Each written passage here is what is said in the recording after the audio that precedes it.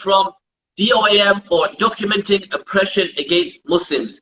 So now, inshallah, we're going to be talking to our brother. We're going to be talking to all of you guys, because our brother Zahid is someone who is active in the Muslim community. So, brother Zahid, talk to us. First of all, introduce yourself. Walaikum salam. Jazakallah khair for having me on. I'm not esteemed or active, as you put it, but my name is Zahid Akhtar. I'm from the UK, West Midlands, but my background is IT technician, and I've been working on DOAM since 2014, early 2014. But prior to that, it was more on Islamic forums based, where you just post news on the forum site, and then from there, I thought, after consulting with my wife as well, to start a major project that documents everything what's happening with regards to the Ummah at the current time, and alhamdulillah, since then we've been growing, and alhamdulillah, we've been quite successful in some areas, but yes, it's a project that's needed, where we, the Muslim community, need to control the narrative. When I say the narrative, it's important that we Muslims, like Western media, they gotta put their, they gotta add spice to their stories to make somebody look bad. Whereas what we do is we just post stuff that as it is, and without any commentary. But when there is commentary, it's all based on, first and foremost, Islam, and based on the experiences of the Muslim community, who are the vast majority of victims. SubhanAllah. So tell me, when did you start DOAM? And yeah, go on. 2014. Early 2014. So it's been 6 years now, mashallah. 6 years, yeah. 6 years, alhamdulillah. Since then, as a starting project like this, you grow, you establish reliable contacts around the world, and alhamdulillah, we managed to do that in certain areas, like the Uyghur community, the community in India, the community obviously in Syria, and all other places like Yemen, and obviously the Western world in terms of rampant Islamophobia. So now, how does it work? Do people come in? What's it called? People send you news from all of these different places, and how do you ensure that the news is real and it's true?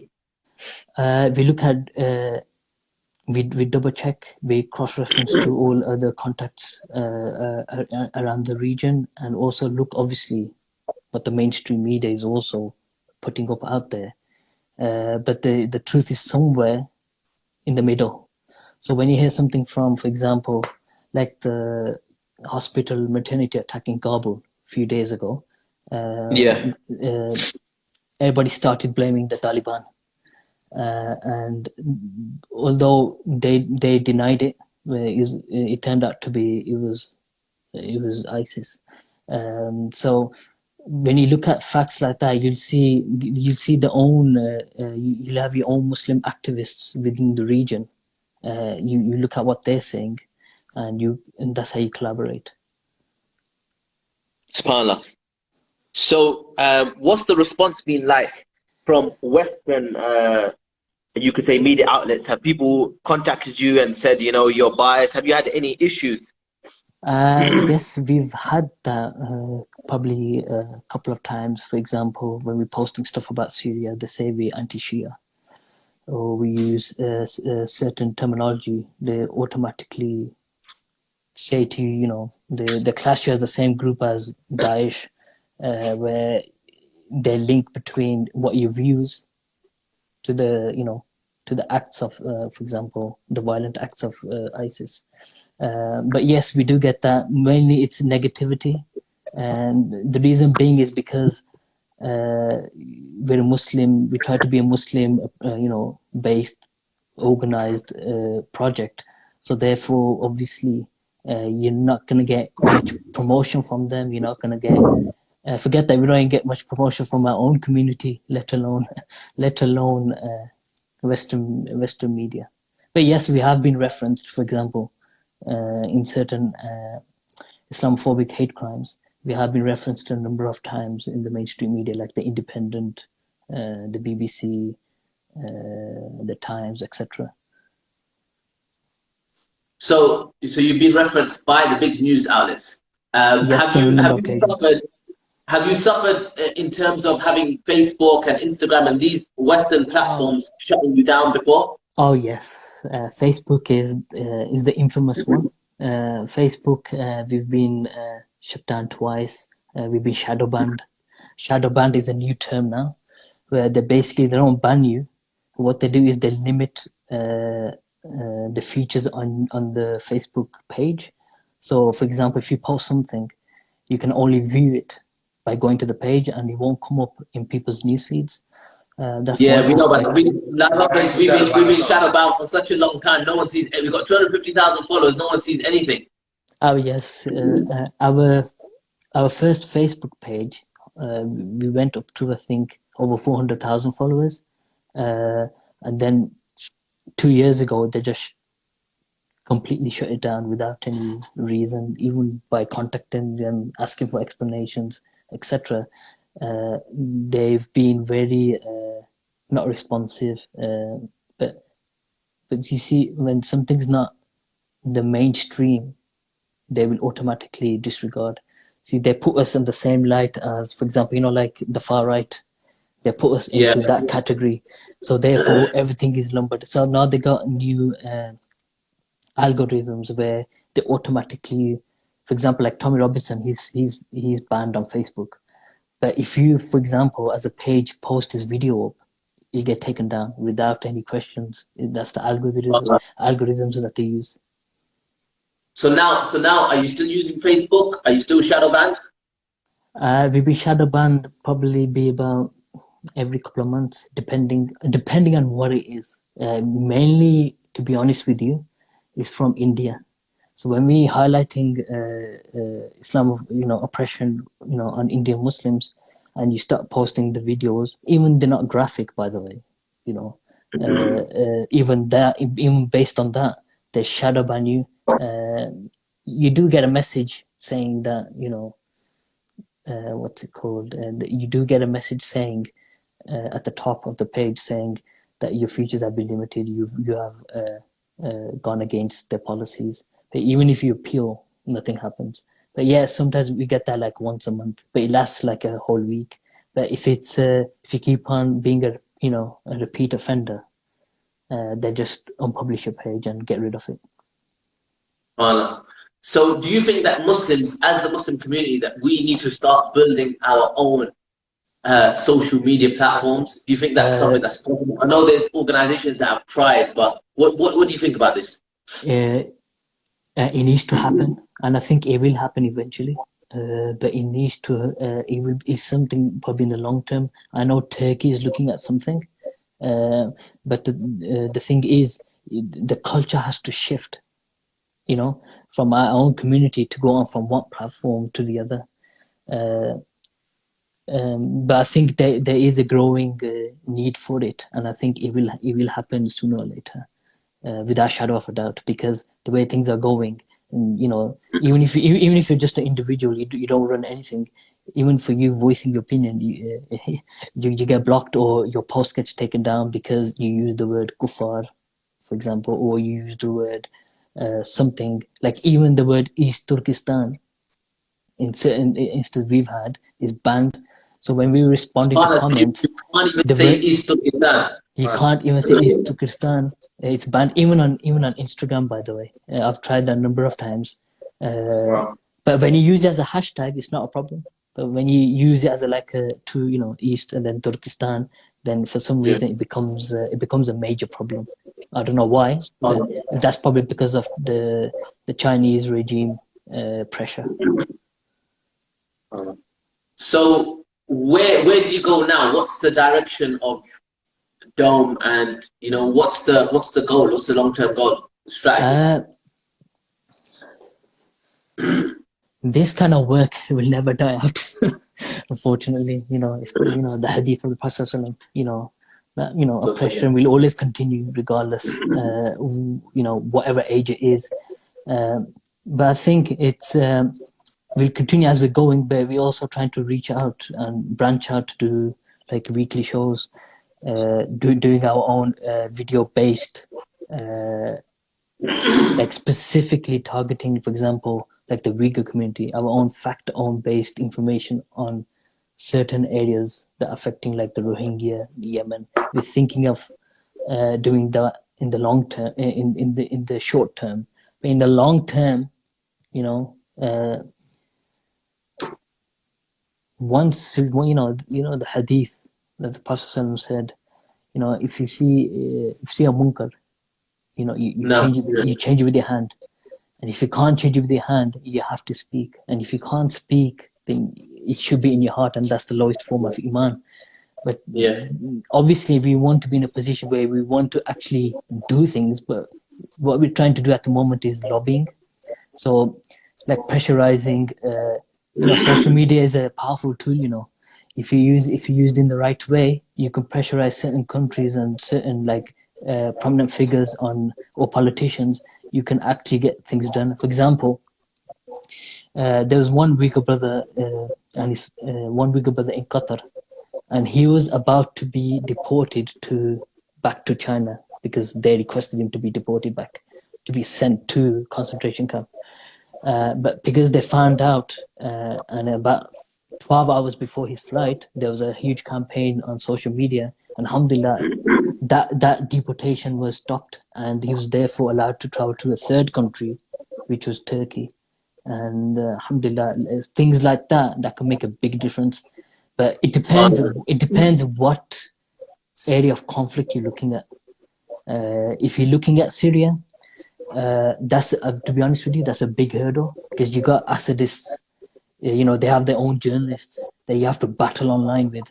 They have their own workers, because they, especially backed by the Russian, the Sputnik media. They're very active in that, especially when it comes to chemical attacks by Assad. They say it's fake news. It's all Western. It's all done by the West. It's made up, and they're just SubhanAllah, you're, as in a sense, DOAM, as an ambassador for oppression that's facing Muslims. It must be really an uphill struggle, a battle for you guys, because obviously you're not just dealing with one oppressor or one enemy in a sense. So when it comes to Syria, you've got Assad. When it comes to the Uyghurs, you've got the Chinese regime, and you're dealing with big governments. So of course, they've got interest to want to shut you down and silence your voice. So how big is your team? How many of you guys are actually working on the DOAM project? How big is your team? How do you respond to messages? How do you source news, Yani? And are you looking to expand your team? Well, we've got DOAM in different languages, in Urdu, in Bangla. What else is there? We're looking to hope Turkish. We got it in French. So our team is expanding in they really want to, especially in the other languages as well. But the main English team is basically there's a few brothers, myself, and behind the scenes is my wife. That's all. So it's all volunteers, a handful of volunteers. All volunteers. No one is paid. It's all fi sabilillah. We don't get money. We don't earn money. It's all anything that we earn money or we do fundraising for. All we do is fundraising, for example, for charity. Yeah. That's all we do. But in terms of taking money, we don't take no money. Which charity are you currently fundraising for at the moment? Are you fundraising for somebody? We try to do multiple, but it's mainly with one nation, to be honest. But we're not stuck with anybody, we're open to obviously all, like yourself, and we're open to all as long as we see the work on the ground, like you guys are doing, then alhamdulillah, and it's not an issue. Alhamdulillah, may Allah bless it, bro. May Allah bless it, man. SubhanAllah. So, how much time would you say, how many hours would you say that you spend on social media, you and your wife and etc.? How many hours? And is it like a full-time job? It's round the clock, bro. It depends. It depends on what the issue, when we had the Rohingya issue a couple of years ago, and they were, fleeing the Myanmar military, that covering that, right, that was like more or less round the clock. It took a lot of hours, but these days, because we're so used to in doing it, alhamdulillah, it's a lot quicker. So we have already like templates in place, for example, like for our posters or videos and whatnot. We just change the text, etc., click export, and alhamdulillah, that's good to go. But anything that's like new, like, the Uyghur community, we started covering the Uyghur community back in 2015. 2015 is when they were, they were using the war on terror language, where they want to get rid of extremists. And then I met a Uyghur brother. That particular region took me a while because I had to learn its history. I never heard of the Uyghur community until I met this brother. So that took me a while. I needed to research on what is happening there, the history. There's a lot of history there, and then alhamdulillah, from there you get to grips to know what's happening. So it becomes second hand with you, and it's like with Syria, we know it's been happening since 2011. I mean that's the reason why DOAM was started, by the way. Just before, when they attacked Gaza, when the Israeli military attacked Gaza, is what the massacres that took place, across the Syria, the Beida massacre, the massacres around Damascus and all these areas. That's what prompted. That was the coffin in the nail, you could say, to get kickstart off this project. And so when you started, did you get a lot of people saying, "What you're doing, you're wasting your time"? Yes, silly. We get that all the time, bro. All the time. We get that. Look, what you're doing, you're wasting your time. There's, you could spend your time doing something else. But the thing is, they don't realize is that because oppression is spreading so fast, and every government is using this war on terror narrative, is that we all gonna come under that. Now, for somebody may in the future may come and look, with your work or my work or Cage's work or anybody else's work and look, this is what has been documented here, this is what's been happening here. So it's never lost and thought that these victims are forgotten. That's one of the main things, is that there's not a voice for these victims.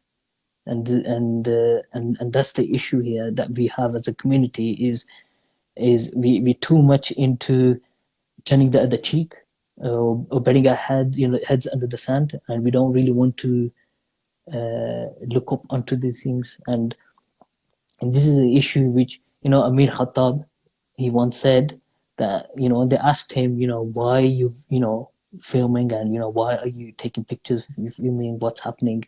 Because at the end of the day, a time will come where it's going to reach your community and you don't know what's happening around you.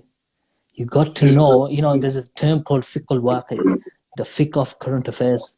You got to know what's happening around you locally and obviously nationally and internationally. You got to know what's happening in your backyard. If you don't know what's happening, then you're always going to be helpless. So we need to help ourselves by getting out of this situation, by understanding our own history, reading what's going on.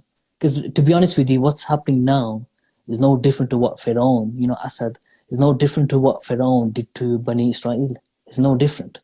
It's the same old, clinging onto power and to throne.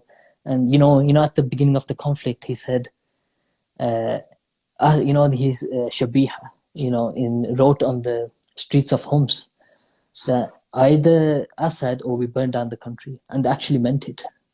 That's what many don't realize. They actually meant it, and that's what we're seeing today.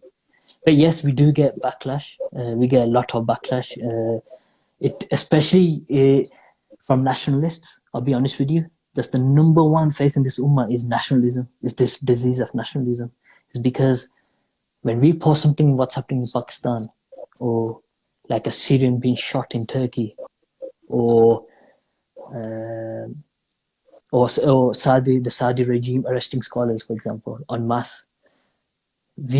All these trolls or all these people come and they come and attack you and saying, how dare you, this and that, you don't know what's going on, you should stick to like Palestine or Yemen or Syria, whatnot. But the thing is, they don't realize is that this nationalism is what's killing us. Rohingya in Malaysia, it's only last week or 2 weeks ago, there was an uproar in Malaysia where they're calling Rohingya people dirty. I mean, this is our own, Muslim brothers and sisters. Our own people are calling our people dirty, not wanted. We have this thing, the far right in the West. There's also the far right in the East. Even within Pakistan, within Turkey, is because, like, for example, the rise of anti-Syrian racism in Turkey. Every time we post like an incident, they're all coming up and they attack you personally. They call you Khawarij, they call you ISIS, Takfiri. This, even though we're not doing that. Those trying to be non-partisan. And so what you're finding is that when you're you could say highlighting oppression from different countries, some of these Muslims might be supporting you, but when you post something negative about their country, then they will start attacking you. They'll switch. It's like this. I call it it's a motto where you can talk about anything else apart from my country. You can talk about oppression in the other country, but don't talk about my country. Unfortunately, this is the mentality we have. It's as if the government or the regime of the country is bigger than the Sahaba or the Prophet ﷺ. What did the Sahaba say when Umar bin Khattab, when he became caliph? What did he say? He said, if I do something wrong, use the sword. And we tend to think that this nationalism or this pride within our country is bigger than Islam itself, when it's not. It's an alien concept. It's got nothing to do with Islam whatsoever. So and I think that is the number one. Like, I'm sure you come across Syrian refugees, families displaced. They want to move up to the north, but the border's closed, and they can't get through, or they'll be shot. And this that is really heartbreaking, bro, because these people are basically in no man's land, and on one side you're attacking by the regime, by Russia, by Iranian militia, and the other hand the borders are locked. And that's where the problem with that ummah is. And unfortunately this has been happening for the last 80, 90, 100 years or so. So let me ask you a question. Which country are you from? And do you speak against your own country? Why don't you have a guess where I'm originally from? Are you originally from Bangladesh or Pakistan? Pakistan. Pakistan. So when you do what have you done anything anti-Pakistan or highlighted anything that Pakistan's been doing? You mentioned there was a family last year killed in Sialkot during an anti-terrorism raid where they killed the whole family on the highway, and we highlighted that. We've had so much hatred after that incident because we highlighted it. Another incident was the assassination of the attempted assassination of Mufti Taqi Uthmani a couple of years ago. Again, same thing. Because of sectarianism, we got attacked because of that as well. So when we highlight, for example, Syria, we get sectarianism against us. We get called Wahhabis or Nasibis, or from certain elements of the community. But from Pakistan, yes, I have, and I'll be called I'm an anti-nationalist. I should be thrown in jail, and throw the key away. What are you gonna But do, bro? if I, but say What are you again, gonna sorry. do, bro? If they take your nadra card away? Whatever Allah wills, bro. Whatever Allah wills. You know, we go where the wind goes, and you know, we're gonna do what we're gonna do, and to be honest, we're not doing something like we're not on the front lines or anything. You know, we're just something that's I think that's a basic service that's needed in the community throughout the world, and it's not something that's, you know, I wouldn't say it's like so unique, but the thing is, if I was in Kashmir, Yeah. or if you was in certain elements, we would be assassinated just by reporting this or reporting an incident. You know, there are brothers there who journalists in Pakistan, in Islamabad. He was a well-known journalist, and he spoke out against the war on terror. He was very prominent speaking at the war on terror. You know, the drone attacks against civilians in Pakistan, the Pakistani military, you know, incursions in Swat Valley and all these places. It's only last year that he was assassinated. So these things, just by speaking like that, you know, you're not doing anything, you know, really spectacular, you know, but just by speaking like that, and you become, let's just say, popular, and people want to follow you. That's when they step in and say, either they block you, they come and raid your home, they come and do these tactics to put you off your work, basically. You know, like, for example, like certain prominent Syrian, there was a Syrian activist who got assassinated in Germany recently. I'm not sure if you're aware, but No, I didn't know about that. I didn't hear about it. and he was like very prominent, speaking out against Assad, and the German authorities, blame Assad's regime and the security forces for doing that. SubhanAllah. So this really is a battle, and you're at the forefront of that. May Allah bless you. May Allah preserve you. We make dua that Allah subhanahu wa ta'ala, you know, makes your project grow, because it's definitely a project that is needed for the Ummah. We need voices. We need to give voices to the voiceless, and that's what you're doing. And unfortunately, like you said, many people in the community are pacified. Many people in the community are scared. Turn that radio down, please. Sorry, bro. No problem. Yeah, keep doing what you're doing, inshallah ta'ala. May Allah bless you guys for all the work that you do. And inshallah ta'ala, we'll try and keep giving you news from Syria if we can. Yes, of course. But likewise, alhamdulillah, you're doing a great job. Alhamdulillah, you know, on the front line, sacrificing everything. You know, your citizenship has been taken away, and your family. You know, that alone. You know, this is the new modern thing where if you go abroad, they take your citizenship away. Just basically, you just. There was a sheikh who was released today. I don't know if you heard of him. Sheikh Rafiq Dahir. He was arrested in 2003, and he was arrested for, guess what? Sending money, charity to Iraqi children, and he was sentenced to 22 years. Alhamdulillah, today he's been released. Where was this? Where was the sentence? In the US. In the US. Wow, he was a prominent figure, Sheikh, at the time. You know, with Sheikh Ali Tamimi and all that.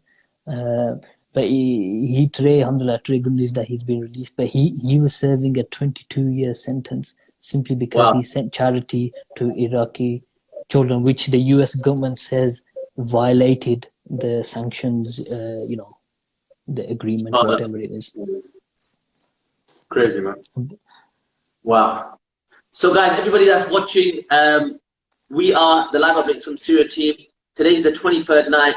We're here on the ground in Syria. Your donations are very, very important. Please check out our page, follow our page, utilize tonight. Don't lose this opportunity to support the different charities that are all over the world. We need a strong Muslim community, my dear brothers and sisters. In this day and age where the Ummah is being massacred, is in a state of decadence, we need people, we need men and women of quality that will stand, that will speak, that will try to change things with their hands and not just hate it in their hearts. We need more people of action, my dear brothers and sisters. So today, let's take some action. And if that's parting with a bit of our wealth today, you can make a small donation. You know, £25 can buy a small food pack for a family in Syria. Alhamdulillah, you can sponsor an orphan for £40 a month. You can build somebody a home. You can build somebody a home here in Syria who has been, you know, forced to flee the persecution here in Syria for £1,000. So please, please, please get your donations in right now. Any of you guys that are following the DOAM page, please check out our Instagram page. Also, inshallah, you can see a lot of the work that we do. And we thank you once again, Brother Zahid, for coming on to the show. It's been an honor to speak to you. And inshallah, we hope to hear from you again very soon. No problem. Jazakallah khair. Jazakallah khair, bro. Assalamu alaikum wa rahmatullahi wa barakatuh. Wa alaikum assalam wa rahmatullah. So that was our brother Zahid from DOAM. An amazing project. Look, him and his wife started that project by themselves with no support, and up until today they have no support, but look at the voice they are giving to the voiceless. My dear brothers and sisters, this should be a lesson to every single one of us, that me and you, if we are home and we think we cannot do nothing, if we have the will and we have that hate in our heart for the oppression that we're seeing, then we can do something for the Muslim Ummah. We can do something for Palestine. We can do something for Syria. We can do something for Yemen. We can do something for any place or any people that are suffering oppression. But it all depends on us. It all depends on us. So guys, get your donations in right now. www.syrianeedsyou.com. Let's get a £1 donation in right now. It's the 23rd night of Ramadan. My dear brothers and sisters, it could possibly be Laylatul Qadr. Night where Allah subhanahu wa ta'ala says a night that could be worth or better than 1,000 months. Okay? خير من ألف شهر. Better than 1,000 months, not even 1,000 nights. 1,000 months. So imagine you donate £1 today for charity. Imagine the rewards. Imagine, my dear brothers and sisters. So let's get our donations in